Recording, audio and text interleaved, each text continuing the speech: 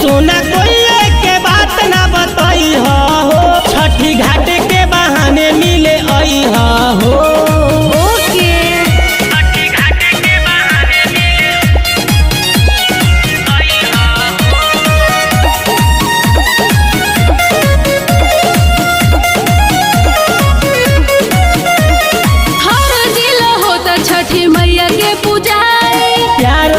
बतिया मैया के बताई आई लव यू बाबू। कर बजे लेट भेंट हमसे ना होए, मैया जी से अर्जी करब रोई रोई। केहू देखे न चुपके से आई हो, आई हो बुझला।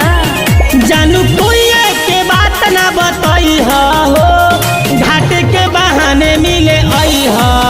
छठी घाट के बहाने मिले आई हो, सोना कोई के बात ना बताई हो, छठी घाट के बहाने मिले आई हो।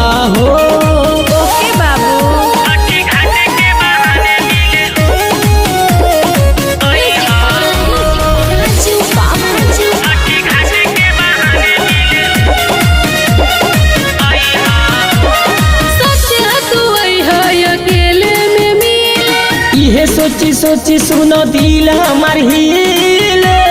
डर लगता बाबू। हाँ हो अरे पिंकियों के बोली हो कि कोरी ना हाला, रंजीत वो भी चढ़ जाई फान के दुताला।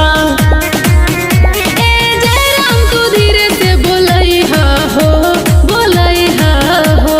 अच्छा जानू कोई के बात ना बताई हो, घाट के बहाने मिले आई हो, छठी घाट के बहाने मिले आई हो।